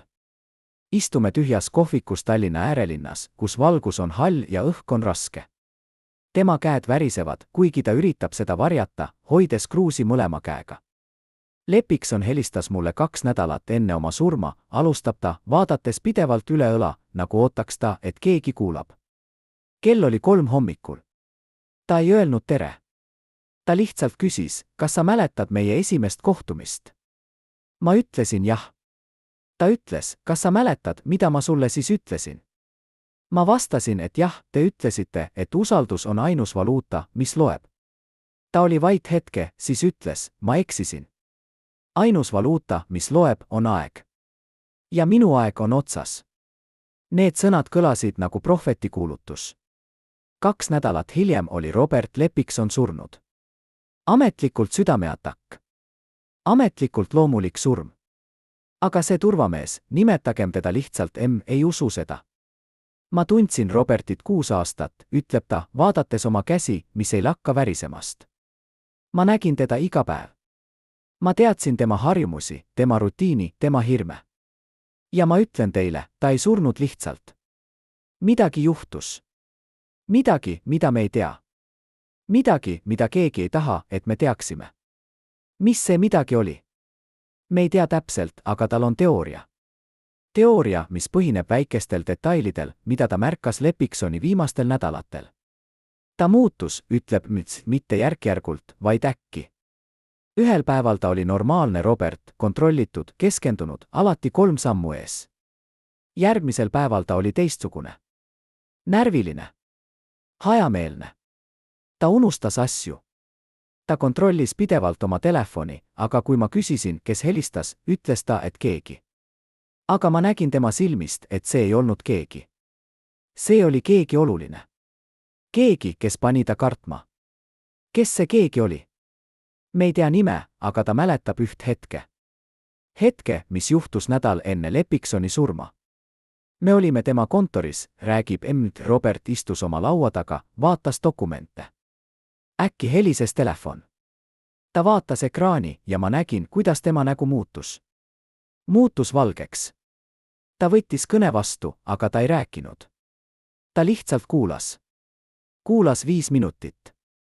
Siis ta pani telefoni käest, istus vaikselt, vaatas aknast välja. Ma küsisin, kas kõik on korras. Ta pöördus minu poole ja ütles midagi, mida ma ei unusta kunagi. Kui sa näed, et midagi juhtub minuga, siis ära usu ametlikku versiooni. Ära kunagi usu ametlikku versiooni. Need sõnad kõlavad nagu hoiatus hauast. Hoiatus, mida me ei saanud siis mõista, aga mõistab nüüd. Robert teadis, ütleb ta. Ta teadis, et midagi on tulemas. Ta valmistus selleks. Aga kuidas sa valmistud millekski, mida sa ei saa peatada? Kuidas sa võitled vastu jõule, mis on suurem kui sina? Robert üritas. Ta koostas selle kausta. Ta kirjutas need 37 lehekülge. Aga lõpuks see ei olnud piisav. Lõpuks jõud, mis oli tema vastu, oli liiga tugev. Mis oli see jõud? Kes olid need inimesed, kes tahtsid Leppiksoni vaikima panna? Me ei nimeta nimesid, ta ütleb, et ta kardab oma elu pärast isegi nüüd, peaaegu 2 aastakümmet hiljem. Aga ta annab vihjeid. Vihjeid sellest, et Leppiksoni vaenlased ei olnud tavalised ärikonkurendid. Need olid inimesed, kellel oli ligipääs võimule. Võimule, mis ulatus kaugemale Eestist. Võimule, mis oli seotud vanast süsteemist, mis ei kadunud kunagi täielikult, vaid lihtsalt muutis vormi. 90ndatel oli Eestis inimesi, kes tulid vanast süsteemist, ütleb inimesi, kes teadsid, kuidas töötab võim. Kes teadsid, kuidas kontrollida, kuidas manipuleerida, kuidas hävitada. Ja Robert mängis nende mängus. Ta arvas, et ta on piisavalt tark, piisavalt kiire, piisavalt tugev. Aga lõpuks ta mõistis, keegi ei võida seda mängu. Keegi ei pääse sealt eluga välja. Sa võid mängida aastaid, aastakümneid. Aga lõpuks nad tulevad sinu järele. Alati tulevad. Kas nad tulid Leppiksoni järele? Kas tema surm oli tõesti mõrv, mitte loomulik surm? Me ei saa seda tõestada, tal ei ole tõendeid, ainult kahtlused. Aga need kahtlused on piisavalt tugevad, et panna teda rääkima esimest korda pärast 35 aasta möödumist. Ma ei tea, kuidas nad seda tegid, ütleb ta. Ma ei tea, kas see oli mürgitus, kas see oli midagi muud. Aga ma tean ühte, Robert ei surnud lihtsalt. Ja need, kes ütlevad, et ta suri, valetavad. Või nad ei tea tõde. Või nad ei taha teada. Aga mis oli see tõde? Mis oli see, mida Leppikson teadis ja mis tegi temast nii ohtliku? Vastus peitub tema minevikus. Minevikus, mis oli täis tehinguid, kokkuleppeid, kompromisse. Tehinguid, mis olid 90ndatel hallid, aga 2000ndatel mustad.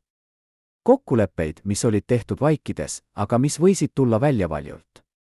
Kompromisse, mis olid teinud Leppiksonist osa süsteemist, mis ei andnud andeks, ei unustanud, ei lasknud lahti. Ja Leppikson üritas lahti saada. Üritas oma viimastel aastatel. Üritas distantseeruda, puhastada oma mainet, ehitada uut kuvandit. Aga süsteem ei lasknud. Süsteem hoidis teda kinni. Hoidis teda oma saladuste, oma tehingute, oma minevikuga. Ja kui ta üritas liiga kõvasti vabaneda, tuli karistus. Karistus, mis oli lõplik. Robert ütles mulle kord, meenutab, vaadates aknast välja, kus vihm hakkab sadama, et kõige hullem asi ei ole surm. Kõige hullem asi on teadmine, et sa sured ja sa ei saa midagi teha. Et sa näed seda tulevat, aga sa ei saa põgeneda. Et sa oled lõksus. Ja ainus asi, mida sa saad teha, on oodata. Ta vaikib, pühib silmi. Ma arvan, et Robert ootas. Ootas oma viimastel nädalatel. Ootas, millal see juhtub. Ja kui see juhtus, ei olnud ta üllatunud. Ta oli lihtsalt valmis. Kas sina oleksid valmis? Kas sina suudaksid elada teades, et su aeg on läbi? Teades, et keegi või miski tuleb su järele. Teades, et kõik, mida sa oled üles ehitanud, kõik, mida sa oled saavutanud, võib kaduda ühe hetkega. Mõelge hetkeks oma südamele. Mõelge, kuidas see lööb praegu, stabiilselt, rütmiliselt, ilma et te peaksite sellele mõtlema. See on automaatne protsess, mida kontrollib teie keha, mitte teie meel. Aga mis juhtub, kui see protsess ebaõnnestub? Mis juhtub, kui süda, mis on löönud miljoneid kordi, lihtsalt peatub? Meditsiiniliselt on see lihtne, südameatakk. Veri ei jõua südamesse. Südamelihas sureb. Inimene sureb. Aga Robert Leppiksoni puhul ei olnud miski lihtne. Isegi tema surm ei olnud lihtne.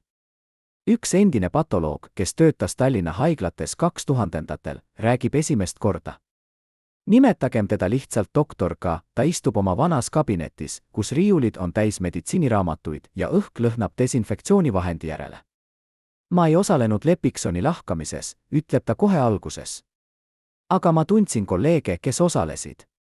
Ja nad rääkisid. rääkisid vaikselt, aga rääkisid siiski. Mida nad rääkisid? Doktor K kõhkleb, valib sõnu hoolikalt. Südameatakk on diagnoos, mida kasutatakse sageli, kui täpset põhjust ei teata või ei taheta teada, ütleb ta. See ei tähenda, et see on vale diagnoos. Südameatakk võib olla põhjustatud paljudest asjadest, stressist, haigusest, geneetikast. Aga see võib olla põhjustatud ka teistest asjadest. Asjadest, mida on raske tuvastada, kui sa ei tea täpselt, mida otsida. Mis need teised asjad on? Doktor K vaatab mind otse silma. Mürgid, ütleb ta. Teatud mürgid võivad põhjustada südameatakki. Mürgid, mis ei jäta jälgi. Mürgid, mis metaboliseeruvad kiiresti. Mürgid, mis näevad välja nagu loomulik surm. Kas Lepiksoni puhul kasutati sellist mürki? Ma ei tea. Ma ei saa seda öelda. Aga ma ütlen seda, kui keegi tahaks kedagi tappa nii, et see näeks välja nagu loomulik surm, siis see oleks üks viis. Aga miks keegi tahaks Lepiksoni tappa? Mis oli tema patt? Doktor K raputab pead. Ma ei ole uurija, ütleb ta. Ma olen arst. Aga ma olen elanud Eestis piisavalt kaua, et teada, 90ndatel juhtus asju. Asju, mida ei räägita avalikult. Asju, mida ei uurita ametlikult. Ja inimesed, kes teadsid liiga palju nendest asjadest, mõnikord nad kadusid. Mitte alati füüsiliselt. Aga mõnikord küll. Kas Lepikson oli üks neist inimestest, kes teadis liiga palju? Vastus on ilmselgelt jah. Ta teadis tehingutest, mis olid tehtud varjus. Ta teadis nimedest, mis ei tohtinud ilmuda üheski dokumendis. Ta teadis saladusest, mis võisid hävitada karjääre, firmad, isegi elusid. Ja ta hoidis neid saladusi oma isiklikus seifis, oma isiklikus märkmikus, oma isiklikus mälus. Aga see teadmine tegi temast sihtmärgi.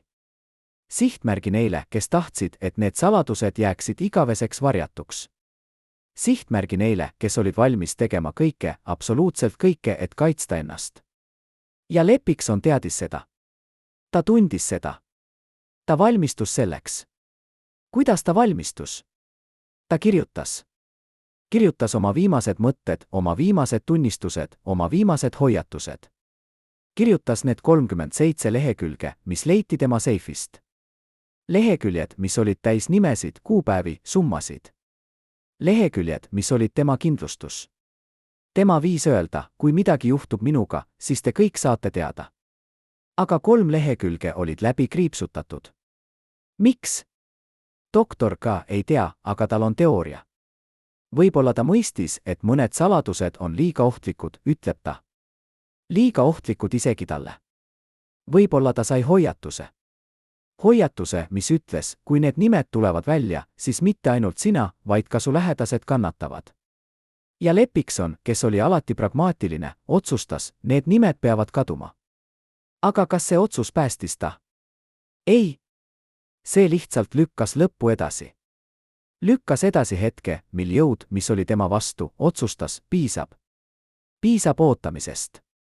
Piisab riskimisest. Aeg on tegutseda. Ja nad tegutsesid. 1. juulil 2006 aastas. Lepiksoni keha leiti tema kodus. Üksi. Tema süda oli peatunud. Tema elu oli läbi. Ametlikult oli see traagiline, aga loomulik surm. Mitteametlikult, vähemalt nende jaoks, kes tundsid teda, kes teadsid tema saladusi, kes mõistsid tema ohte, oli see midagi muud. Midagi, mida ei räägita avalikult. Midagi, mida ei uurita ametlikult. Midagi, mis jääb igaveseks müsteeriumi. Meditsiiniliselt ma ei saa öelda, et see oli mõrv, ütleb doktor K lõpetuseks. Aga inimlikult ma küsin, kas tõesti üks mees, kes oli 54-aastane, kes oli olnud terve kogu oma elu, kes oli olnud aktiivne, energiline, elujõuline, lihtsalt sureb ühel päeval ilma hoiatuseta. Võib-olla. Aga võib-olla mitte. Ja see võib-olla mitte on see, mis ei lase mul rahulikult magada. Kas sina suudaksid rahulikult magada, teades seda, mida doktor K teab? Teades, et tõde võib olla hoopis teine kui ametlik versioon. Teades, et keegi või miski võib olla vastutav surma eest, mida nimetatakse loomulikuks. Aga kes oli see keegi? Kes oli see inimene või need inimesed, kes tahtsid Leppiksoni vaikima panna? Vastus peitub tema viimases suuremas konfliktis. Konfliktis, mis algas 1999. aastal ja kestis kuni tema surmani. Konfliktis mehe või meestega, kelle nimesid me ei saa avaldada juriidiliste põhjuste tõttu, aga kelle olemasolu on teada kõigile, kes tundsid Leppiksoni. See konflikt ei olnud lihtsalt äriline. See oli isiklik. Sügavalt isiklik. Üks endine ärinõustaja, kes töötas mõlema poolega, kirjeldab seda kui sõda, kus ei olnud võitjaid, ainult ellujääjad. Robert ja tema vastane, nimetagem teda lihtsalt X, olid kunagi partnerid, ütleb ta. Nad tegid koos tehinguid 90-ndatel. Nad teenisid koos miljoneid. Aga siis midagi juhtus. Midagi, mis muutis kõike. Midagi, mis muutis partnerid vaenlasteks. Mis see midagi oli?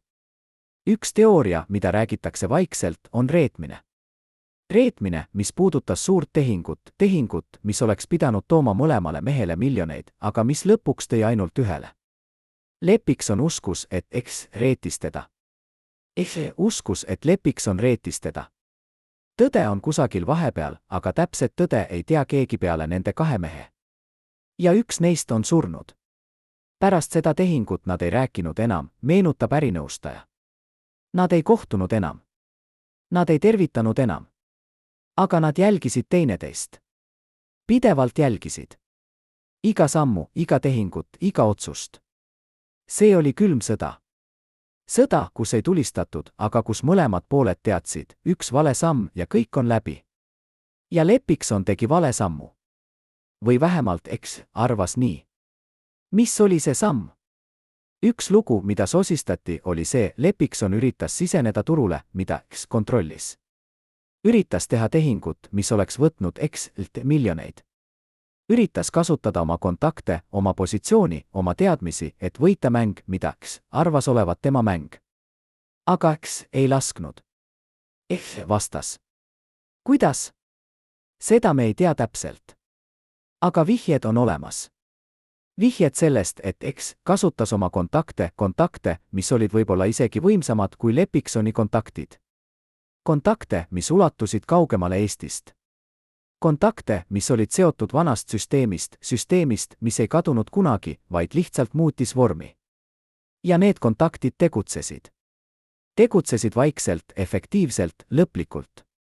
Leppikson hakkas tundma survet. Survet äris, survet poliitikas, survet isiklikus elus. Tema tehingud hakkasid ebaõnnestuma. Tema partnerid hakkasid eemalduma. Tema tervis hakkas halvenema. Ja ta teadis, et see kõik ei olnud juhus. See oli tahtlik. See oli kättemaks.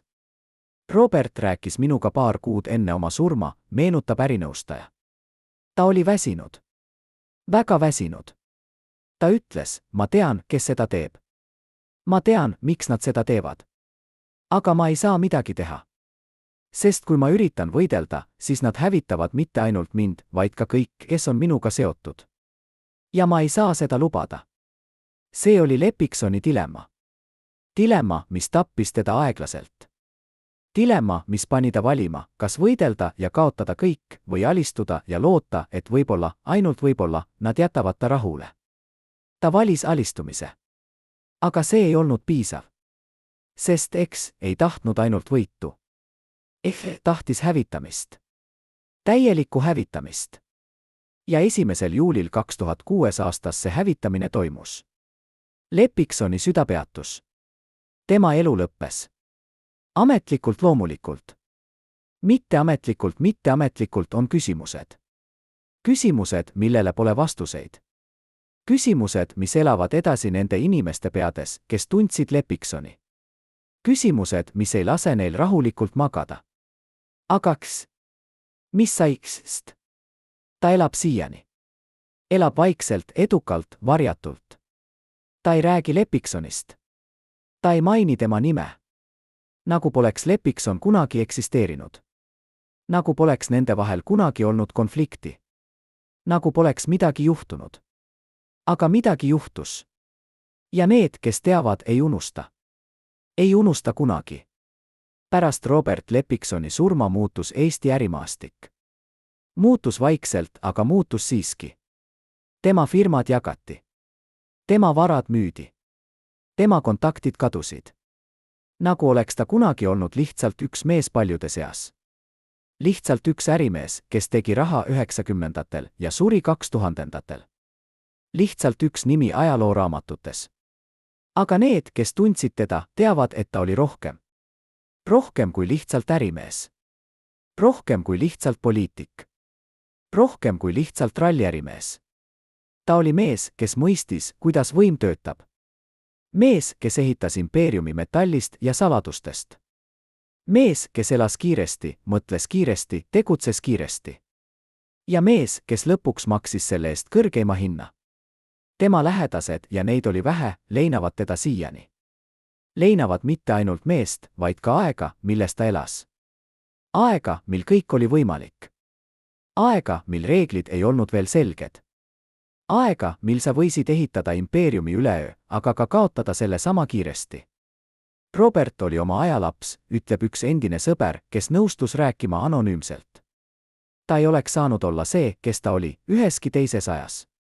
Mitte enne 90ndaid. Mitte pärast 2000ndaid. Ainult seal, selles kitsas aknas, kus Eesti muutus, kus kõik oli kaoses, kus võimalused olid piiramatud, ainult seal võis Robert õitseda. Ja kui see aeg läbi sai, läks ka Robert. Aga kas ta läks tõesti lihtsalt sellepärast, et aeg muutus? Või kas keegi aitas tal minna? See on küsimus, mis jääb. Küsimus, millele pole vastust. Küsimus, mis elab edasi. Tema mälestus elab samuti edasi. Elab nende inimeste mälus, kes tundsid teda. Elab arhiivides, kus tema nimi ilmub dokumentides. Elab lugudes, mida räägitakse vaikselt Tallinna äriringkondades. Lugudes, mis muutuvad iga korraga veidi teistsuguseks, veidi legendaarsemaks, veidi müstilisemaks. Aga üks asi jääb muutumatuks, Robert Leppikson oli mees, kes teadis liiga palju. Ja see teadmine tappis ta. Kas füüsiliselt või lihtsalt vaimselt, me ei tea. Aga tulemus on sama, ta on läinud. Ja temaga on läinud ka saladused, mida ta kandis. Või kas on? Sest need 37 lehekülge, need, mis leiti tema seifist, eksisteerivad siiani. Eksisteerivad kusagil kellegi valduses. Võib-olla politsei arhiivis. Võib-olla erakogus. Võib-olla hävitatud. Me ei tea. Aga võimalus, et need leheküljed on kusagil seal, on piisav, et panna inimesi kartma.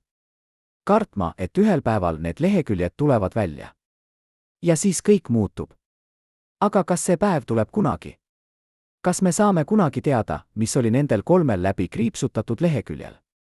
Kas me saame kunagi teada, kes oli vastutav Leppiksoni surma eest, kui keegi oli? Või kas need saladused jäävad igaveseks varjatuks, nagu nii paljud teised saladused sellest ajast? Vastus on, me ei tea. Ja võib-olla me ei tea kunagi.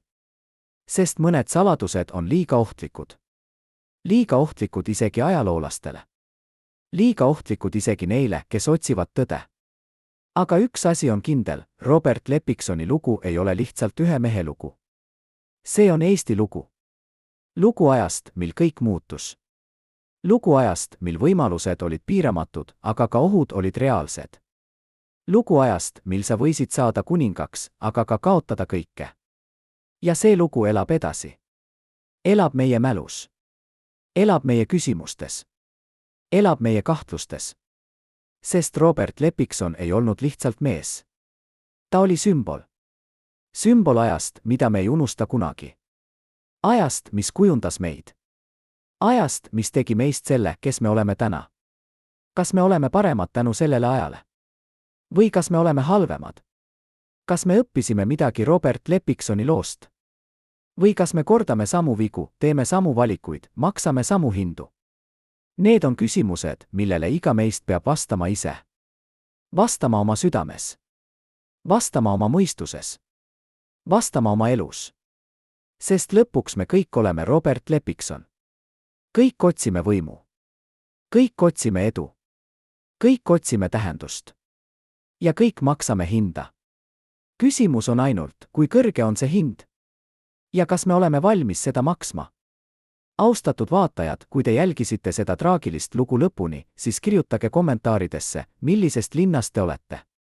Meile on oluline teada, kus Robert Lepiksoni veel mäletatakse. Ja